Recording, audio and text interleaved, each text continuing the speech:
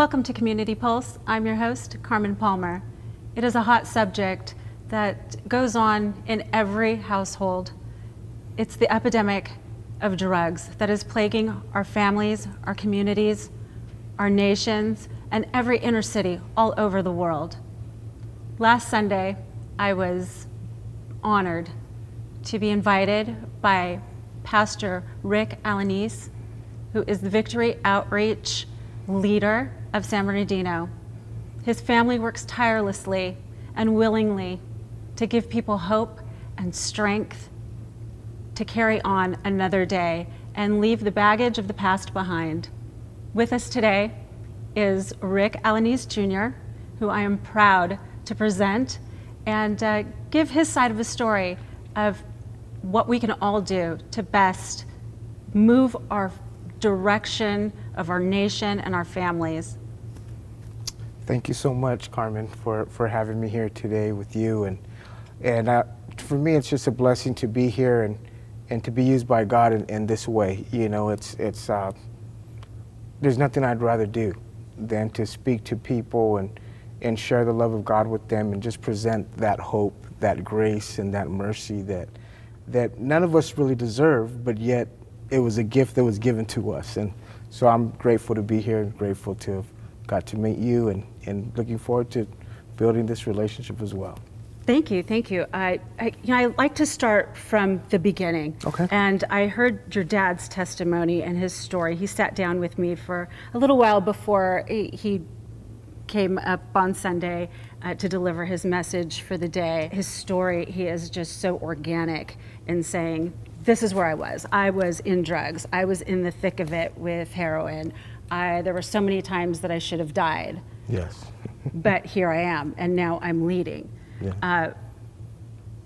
Such a raw, organic thing. Again, like he said, somebody came up to him with just feeding him a little bit about the good word, and he said, you know what, next time they came, he was listening a little bit harder and a little bit more and kind of started leaning into it and then decided, okay, I'm done with this life. Yeah. But I have to walk away from everything that is going to remind me or keep putting me into this backward cycle. Yes. So when did the role of leadership and Victory Outreach, when did that come to him and how did that come into play? With him, well, in 1979 is when he went into the Victory Outreach program.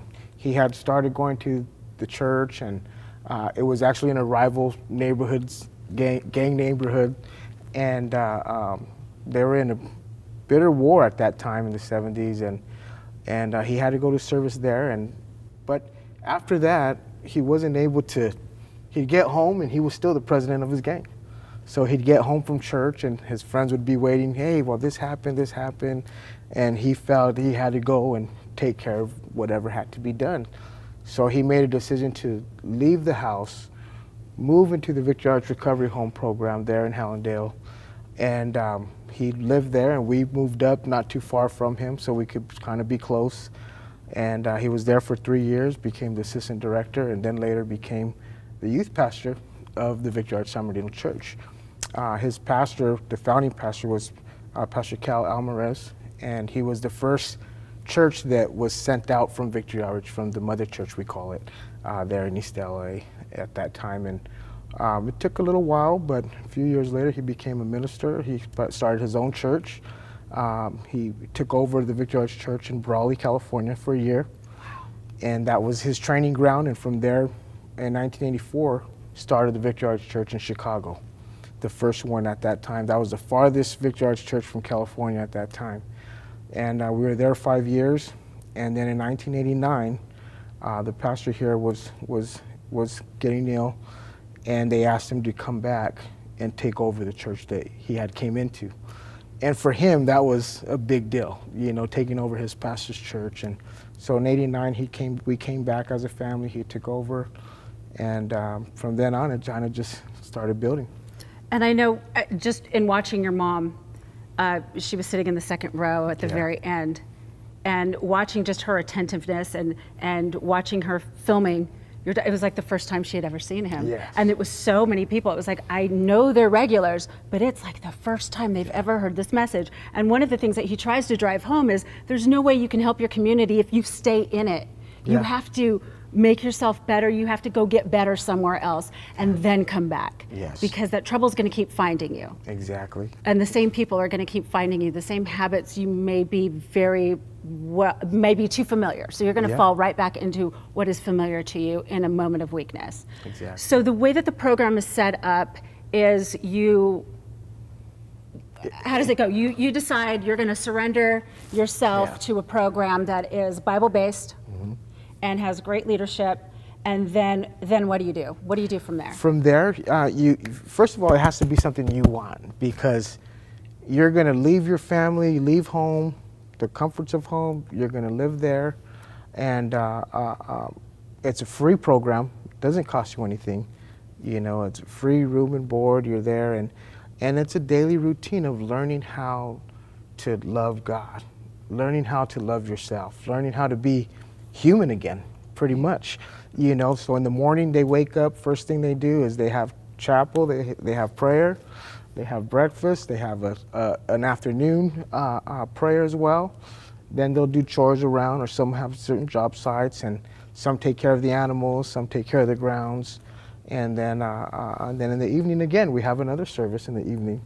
So it's Jesus in the morning, Jesus in the noontime, and Jesus at night.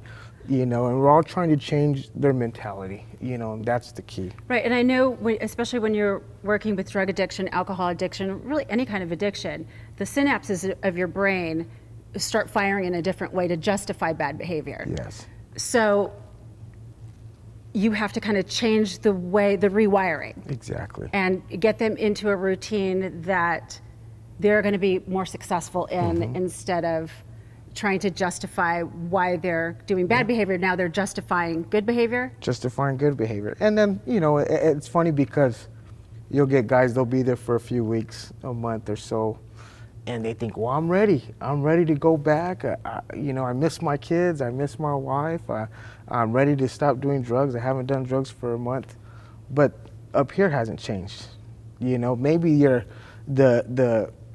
kicked the habit for the moment, but your mentality, even though you may be thinking right in a little bit, thinking about your family, but once you get back home and you're faced with the pressures of life, and you don't know how to handle the letdowns, you don't know how to handle the, you know, just life in general, it's very easy to slip back. Right. One of the things that I really loved about listening to your dad the other day, and I'm realizing in my brain, you know, drugs, alcohol, they're non-discriminate. They're equal opportunity destroyers, straight across the board. They don't care about your gender, your age, your race, your religion. They're there to destroy. Yes. But just as that is designed to destroy, hope is also non-discriminate. Exactly. It doesn't care about your age, your gender, your color. Yeah. It is open for all to receive. Exactly. So all you have to do is shine a positive light, get a positive message, start restoring dignity, hope, belonging,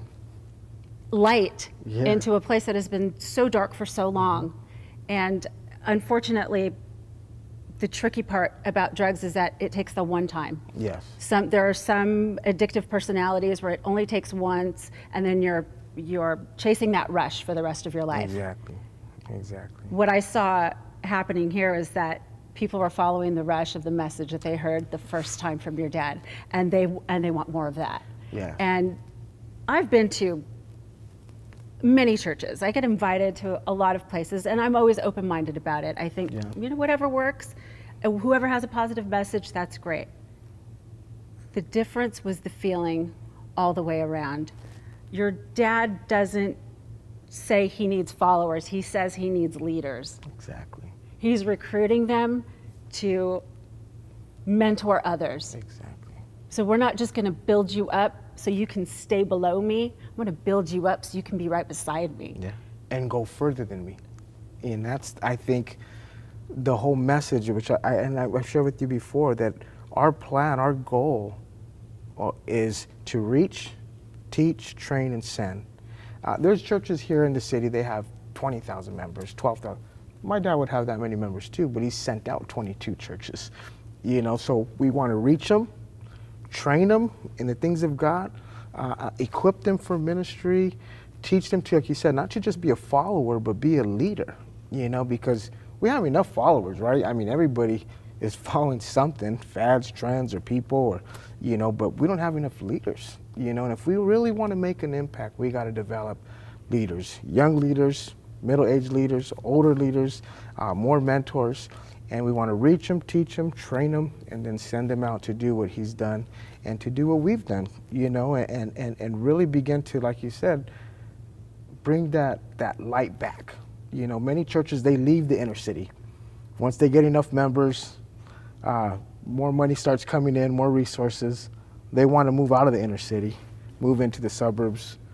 Victory Outreach, we want to find where's the worst neighborhood, the worst ghetto. Give me the worst of the worst, and we're gonna transform it. Exactly. Right. Another thing that you touched on with other churches is the filtering of money, where it comes from. Victory Outreach is self-sufficient. Self-sufficient. We don't take no federal grants, anything like that. Neither the church nor the recovery homes. For the reason why is so that they can't change the message. Exactly. We have a message that has worked for 50 years. Since 1967, when Pastor Sonny Arganzoni, the founder of Victory Outreach, first went into the Teen Challenge home there in New York City, he came with the message of Jesus Christ that he can change a drug addict. Through that message, thousands upon thousands of drug addicts and gang members and prostitutes and pimps and players and pushers and have changed their lives from that message. And we don't want anyone to try to dictate how we say it, what we say, or change the message. And the message is just the simple gospel that Jesus loved you, he loves you so much, and that God loved you so much that he sent his son to die on the cross for you. And that if you believe in him, then you can have everlasting life. You can change. I can get off these drugs. There is hope for a drug addict. There is hope for a gang member. It doesn't matter. We have men that at one time were hitmen for the Mexican mafia. And now they're completely changed men, not just on the outside, but on the inside. And not just on the inside either, but even on the outside. There's a true, genuine life transformation. And if there's not a life transformation, then your message is just a good message. Right. And one of the things that you instill here is longevity. Yes. It's not the temporary cure for a long-term problem. This is a lifestyle moving forward. It's a lifestyle. It has to be your lifestyle. If you want to be successful in anything, if you want to be successful in business, it has to be your lifestyle. It has to be what you do. This is who you are. I recently started working for a life insurance company, and they say you got to dress the part, you got to look the part, you got to live the part. And speaking of dressing the part, the other day when we were here, I didn't see anybody that looked like they just came off the street. I didn't see anybody that looked like what most people would consider, oh, that druggie's been spun out for the longest time. I said, those are beautiful suits these men have on. Yeah. And I asked you about that, and your response was? The reason why is because we want them to feel like a man of God. If they're still dressing the same way they used to dress, then you have a tendency to act that way. If they look like a gang member, they're dressed like a gang member, then sometimes they'll start acting a little funny. Or if they're still looking like they're out in the streets. And it's not that they have to dress like that to come, but when they come into the program, we say, look, here's your old clothes. Now here's some new clothes. As God does the work on the inside, let it be evident on the outside. And not just for people, but for you. So when you look in that mirror and you're putting your suit on, getting ready for church, you're seeing a man of dignity. You're seeing a man of God. You're not seeing that heroin addict. You're not seeing that drug addict. You're not seeing a gang member no more. You're now seeing a man of God. And the posture changes. The posture changes. No more walking with the head down. They walk with their head held high. And I've noticed, I've gone to the store and went in shorts and a t-shirt, and they treat me different. But when I walk in from there in a suit, how can I help you, sir? Same happens with me with no makeup on. Exactly. Get a little more respect. Right, a little bit more respect. And it happens. It's just a fact. Now let's talk about the testimony. Mm-hmm. When I first arrived here and I was in the corridor, you greeted me right away. A lady started telling you about her story. Yes. And she says one of the messages that Pastor Rick was passing along was regarding tithing. Mm-hmm.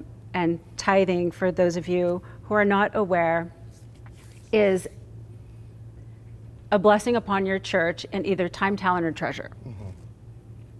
And she said, we didn't have much. This is a couple that both had a life of drugs, didn't have a home, and she had 10 kids. And they had been on welfare all that time. She said they started implementing tithing. And before you know it, her husband was practically handed a job without an interview, and the paperwork was just a formality. Yes. And she says, and we're no longer on public assistance. Exactly. And she goes, and the blessings just started coming, and the look on her face was a person reborn. Right? And it was so amazing, because I know her family, I've seen them when they've come in.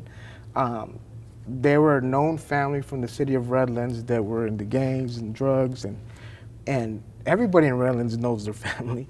And but once they came in and they gave their life to God, they started applying it. And it probably sounded crazy to them, like, here we are, we're poor, you're asking us to give to the church? Sometimes people think like, oh man, how could you do that? But what we're trying to do is teach them how to be givers, because people like us, Victory Outreach folk, that come from the streets, we're takers. If we want it, we just take it. And that's the way that life that we lived before. Oh, it's not just there. Everyone. Everyone has that tendency So, to be, what's in it for me first? Exactly. What am I buying? So we want to show them, like, look, you're no longer a taker. You're a giver. And as you give, it's going to be given back to you. As you bless someone, God's going to bless you. And when she said, she goes, that's the first time in my life that I have been off of aid, government aid. All these years with those kids, it's just living on food stamps and EBT.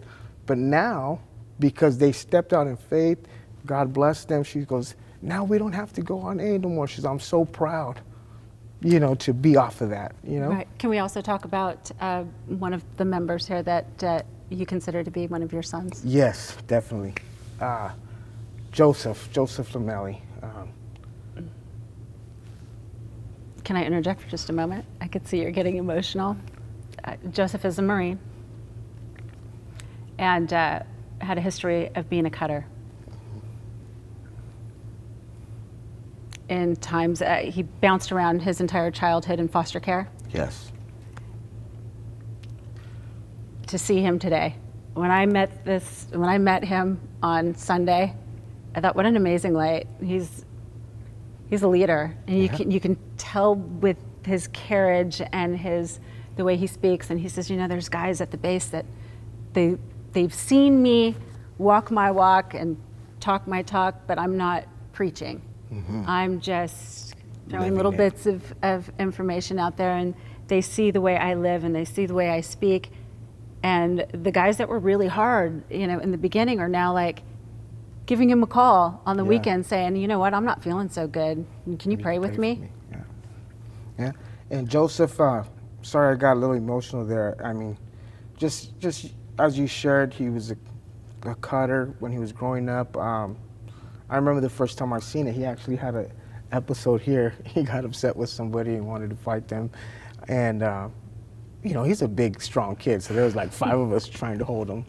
And after I seen in his wrist all these little cuts. Now, at that time, we didn't have a good communication, me and him. He was real resistant towards me or anybody with authority. And in that time, I just said, I seen that, and my heart just went out to him. I said, man, I gotta love this kid. How am I gonna win him? What's gonna win him? And he's an athlete, I'm an athlete, and it was kind of like the sports that brought us together. And in that, I just would be the one to encourage him, man, you can do it, you can make it. And I remember him telling me, he goes, no one's ever told me they were proud of me, but you. No one's ever told me these things, that I can keep going, that I have something in me, more that I'm meant for more than what I see. And he's not my biological son, but he's my son, And when he told me he was going to enlist in the Marines, I was, of course I'm proud of him, but of course at the same time I know the dangers, of it. All my family had served, and I didn't want him to go. I felt like, man, God, is there something else that he can do? And I even tried to talk him out of it. The thing that I loved when I was speaking with him about his decision to go in, he said, I just knew that there was something more that I could do. And here, even in the church community that he loves so much, he couldn't do it here. Yeah. It was a calling for him to go into the Marines and start transforming lives from there. Yeah. Because he says, there's guys from all over the United States. Yeah. And some of them, they can't go visit their families on the weekends or during their downtime. He goes, so there's a lot of negative behavior that goes on. And then they have a few days off. They don't know what to do with their time. Yeah. So either they're abusing alcohol or themselves. Yeah. And they have, not all, but there's a huge propensity for depression. Yeah. And he says, I've seen a lot, but he's also been able to see a lot of change. Yeah. And that's what he was sharing with me. He goes, but he tells me, he calls me Dad. He's all, but Dad, he goes, I can do so much good here. And I said, okay, then if that's what you feel, then you take everything that you've learned here about discipline, about character and integrity and about leadership, and you take it over there and you lead those guys and you lead your men. And when your higher officials ask you to do something, you take it, your superiors, you take it on and you be the leader God called you to be, and you lead your men, you know.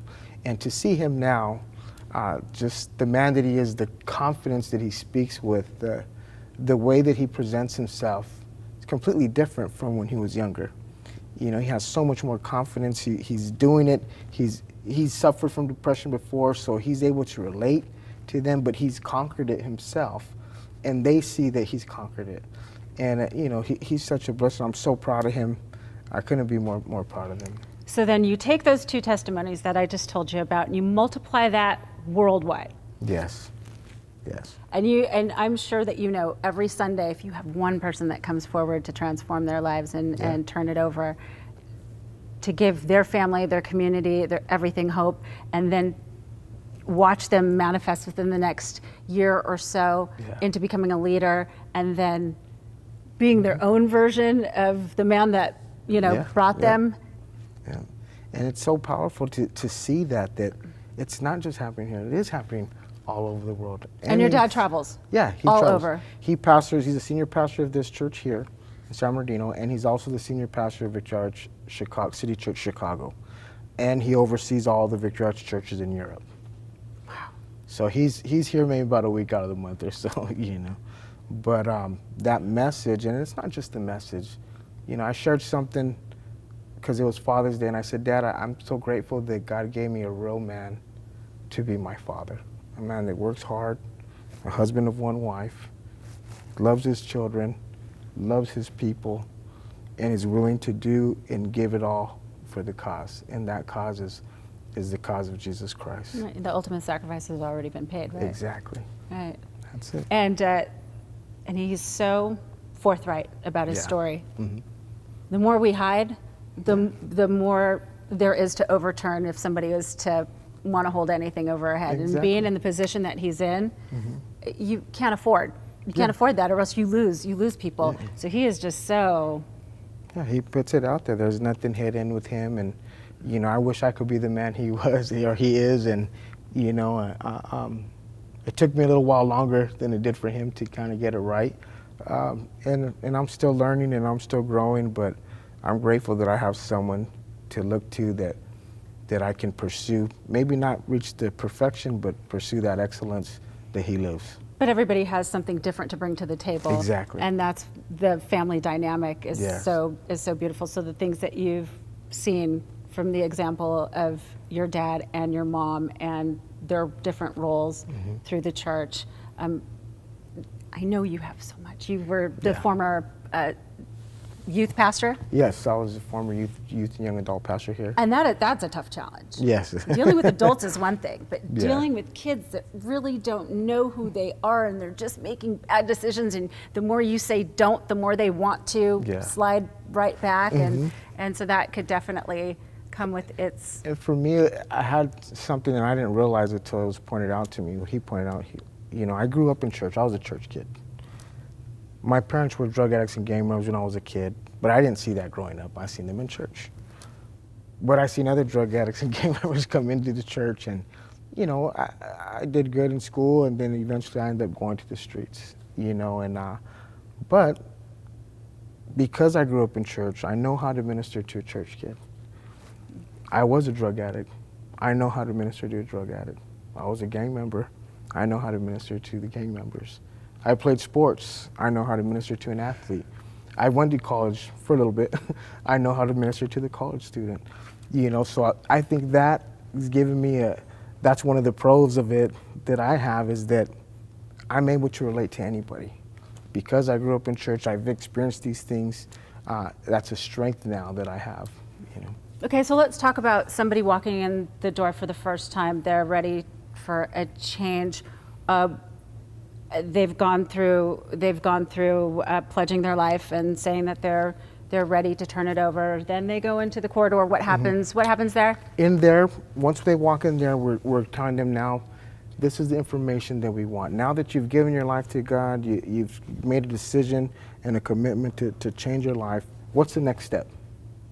First step is find a Bible preaching church. Doesn't have to be Victory Outreach. Oh, it doesn't? It could be any church. Okay. But of course, we would love you to come here. There's other great ministries, other great churches. There's Victory Outreach, there's The Way, there's The Rock, there's Ecclesia, Christian Fellowship, there's good churches here. So just find one that fits you. But we would love to have you here. And I don't know if you've seen the three young men that came up, they all had tattoos on their face. You could tell they were thugs. You can tell that they weren't normal church people, but they came and they gave their life to God right there. And from there, so find a church, we're welcome to have you here. Then we also let them know about our weekly services throughout the week, our life groups we have in different parts of the city. We have some in Rialto, Fontana, San Bernardino, Redlands, and where they can go midweek and fellowship with other people and get to know people more. And then from there, now we start calling them. Now there's a phone call. Now there's even a visiting of them, finding when we can meet up with them again and have that personal time. Not just send a letter, not just send a text, but talk face to face. So then when does the home come into play? The home comes in if they feel that they have a drug problem right now, or some type of dependency that they need to fix in their life. Well, then if they want to go right then and then we can take them right then and then. And what do you have waiting for them there? We have a van here waiting for them. We could take them to our recovery home there in Hallandale. You have counselors that are there 24 We have hours counselors a day. that are there. We have staff that's there to minister to them, a director who's pretty much another licensed minister here, and where we can help them along the way. Guys that have been where they're at. Guys that were former drug addicts and gamers, but now they've changed, and now they're leaders, and now they start off small. First you're a room leader. Now you're over a couple of rooms, and now you're over maybe just overseeing the animals and feeding the animals. But in each step, we're teaching them responsibility. So we have guys that are there to counsel and minister, and even marriage counseling. For we have times when there's family days where their families could come up. We also bring up people who can do parenting classes. And once they're there after 9 months, then they have their 3 months left. We find, what do they want to do? Do they want to have a job? Do they want to do ministry? Do they want to be a missionary? Do they want to be a director of a home themselves? And then from there, we'll start bringing in people to come and speak to them and help guide them along that track that they want to follow. So never at any point are you like, okay, you're good, see you later. Nope, never. There's always something to keep them engaged from the time that they decide that they're because ready if we're not there, to change. The neighborhood will be there. If we're not there, the drug dealer will be there. If we're not there, their old homies will be there. We have to be there. Guys like us to come from the streets, we need someone on us at all times. Because if not, we very easily could end up slipping back to who we used to be. And we want to make sure that we have that time of creating good habits. The website also has upcoming events. Yes. Whether it's a conference to attend, or building exercises, or things that you can do. What was the youth? The youth There was one, an acronym, there was a name. We call it the GANG, God's Anointed Now Generations, an acronym. And, it was created back in the 90s, 1993. Victory Outreach created God's Anointed Now Generation. At that time, the gang warfare everywhere was really bad. And so everyone's trying to look to be a part of something. So it was then that we said, well, you want to be a part of a gang, come be a part of this gang. Right, so there you have it. You have something for everyone in the family, and it's not just for people that are addicted. Yes.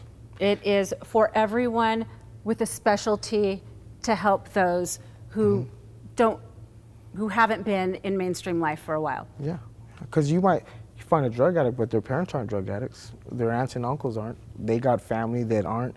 And so we have to have something here that any family member could feel comfortable coming. Our target, if you look at a target, you have the bullseye, is the gang member, the drug addict, the prostitute, the hurting, the down and out. That's our. But then there's other rings in a target. So now it's not just them, but their family, their immediate family. Now it's not just, now they're So we're friends. going to nurture everyone. Exactly. Thank you so much for being You're a part of welcome. Community Pulse today. Thank you.